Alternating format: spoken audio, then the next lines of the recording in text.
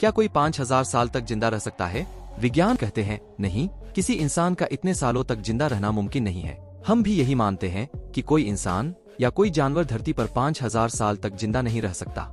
लेकिन हिंदुस्तान में ही एक जगह है जहां के लोग हर रोज ये दावा करते हैं कि कोई पिछले हजारों सालों से भटक रहा है और कभी कभी लोगों से अपने जख्मों पर लगाने के लिए मरहम के तौर पर हल्दी और तेल भी मांगता है। कई लोगों ने इन्हें देखा है। इन लोगों का मानना है कि महाभारत काल का एक व्यक्ति है, वह आज भी जिंदा है। इस व्यक्ति का नाम है अश्वत्थामा। इन्होंने महाभारत के युद्ध में कौरवों की ओर से युद्ध किया था, लेकिन अपनी एक गलती के कारण इन्हें एक शाप मिला, जिसके कारण यह दुनिया खत्म होने तक जीवित रहेंगे और भटकेंगे।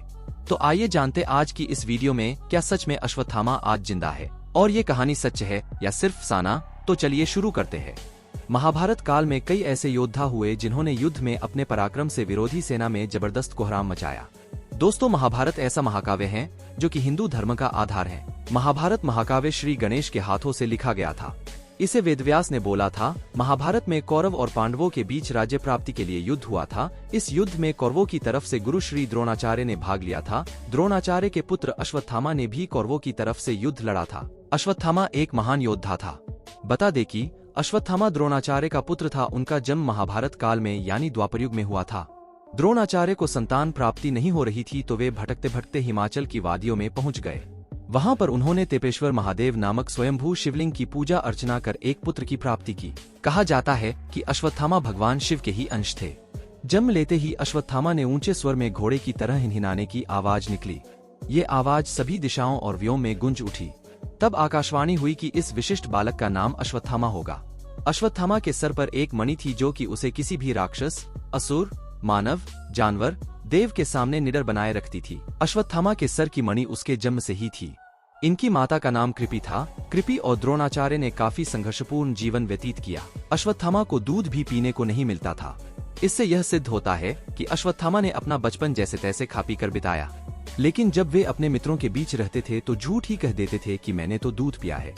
उनके पिता ने जब अश्वत्थामा की यह अवस्था देखी तो उन्होंने खुद को इसका दोषी माना और वे उसके लिए गाय की व्यवस्था हेतु स्थान स्थान पर घूमकर धर्मयुक्त दान के लिए भटके, लेकिन उन्हें कोई भी गाय दान में नहीं मिली।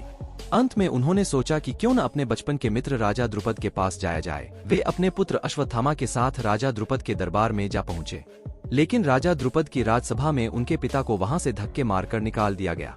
जब उनकी गरीबी चरम सीमा पर पहुंच गई तब द्रोणाचार्य ने हस्तिनापुर जाने का निर्णय लिया। वहां उन्होंने कौरवों और पांडवों को शिक्षा दी। पांडवों और कौरवों के साथ साथ ही उन्होंने अश्वत्थामा को भी शस्त्र और शास्त्र विद्या का ज्ञान दिया। वैसे तो द्रोणाचार्य पांडव और कौरवों दोनों के गुरु थे, मगर महाभारत युद्ध में उन्होंने हस्तिनापुर के सिंहासन का साथ देते हुए कौरवों के पक्ष में लड़ने का फैसला लिया। अपने पिता की तरह अश्वत्थामा ने भी पांडवों के खिलाफ युद्ध किया। अश्वत्थामा ने कौरवों की सेना का नेतृत्व किया और पांडव पक्ष के कई योद्धाओं को मार गिराया। कहते हैं कि जब घटोत्कच के नेतृत्व में राक्षसों की सेना ने आक्रमण किया तब सभी कौरव भाग खड़े हुए, मगर अश्वत्थामा अकेले वहां खड़ा रहा और घटोत्कच के पुत्र अंजमपर्वा को मार गिराया। अश्वत्थामा ने घटोत्कच को भी घायल कर दिया। ऐसा माना जाता है कि युद्ध के समय उन्हें किसी भी कौरव या अन्य योद्धा की जरूरत नहीं थी। द्रोणाचार्य और अश्वत्थामा ही एक समय पांडवों की सेना पर भारी पड़ रहे थे। तब भगवान श्री कृष्ण को युक्ति आई। उन्होंने सोचा कि क्यों न गुरुदेव को बल से नहीं छल से पराजित किया जाए।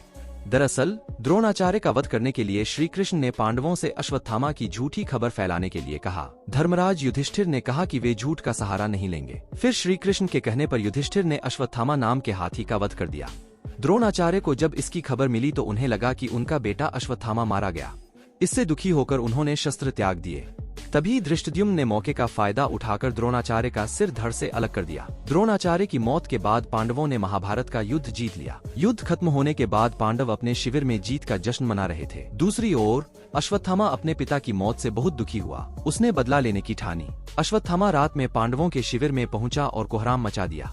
अश्वत्थामा ने द्रौपदी के सभी पुत्रों को मार गिराया। उसके बाद अर्जुन क्रोध में आकर अश्वत्थामा का पीछा करने लगा तो अश्वत्थामा ने अर्जुन पर ब्रह्मास्त्र छोड़ दिया। अश्वत्थामा ब्रह्मास्त्र छोड़ना तो जानता था लेकिन वापस लौटाना नहीं, इसलिए इसे रोकने के लिए अश्वत्थामा ने ब्रह्मास्त्र को अभिमन्यु की पत्नी उत्तरा के गर्भ की ओर मोड़ दिया।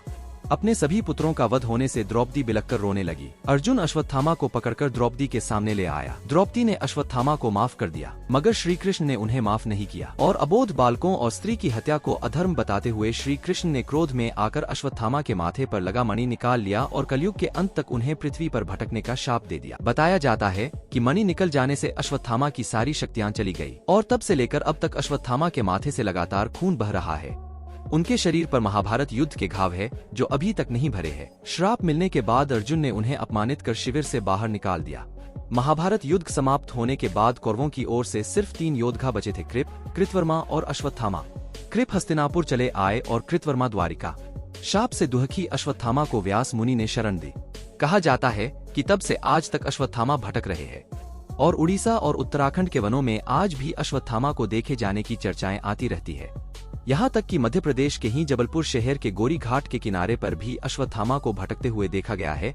वहाँ के कुछ स्थानीय निवासी ऐसे भी हैं जिन्होंने अश्वत्थामा को अपनी आंखों से देखने का दावा किया है। वह बताते हैं कि अश्वत्थामा के माथे से लगातार खून बहता रहता है, जिसे रोकने के लिए वह लोगों से हल्दी और तेल की मांग भी करते हैं। उस गांव के कई बुजुर्गों का मानना है कि जो व्यक्ति एक बार अश्वत्थामा को देख लेता है उसका मानसिक संतुलन बिगड़ जाता है। हमारे वेदों के अनुसार अश्वत्थामा को उन अष्ट चिरंजीवियों में से एक माना जाता है जो आज भी अमर है और इस धरती पर मौजूद है और समय समय पर अपनी मौजूदगी का एहसास हमें कराते रहते हैं। और कई लोग दावा करते हैं कि हर दिन शिवलिंग पर ताजा फूल और जल चढ़ा मिलता है। सूरज ढलने के बाद असीरगढ़ के इस किले में किसी को रुकने नहीं दिया जाता, सब जगह ताले लगा दिए जाते हैं, पूरे किले को बंद कर दिया जाता है। अगर फिर भी वहां कोई आ सकता है तो यह तभी संभव है जब किसी के पास दिव्य शक्तियां हो। अगर आपको इस वीडियो से संबंधित और कोई सबूत या जानकारी है तो आप हमें कमेंट बॉक्स में बता सकते हैं। साथ ही अगर वीडियो पसंद आई है तो इसे लाइक करके अपने दोस्तों के साथ जरूर शेयर करें और ऐसी ही वीडियो देखने के लिए चैनल को सब्सक्राइब करके बेल आइकन प्रेस करना ना भूलें।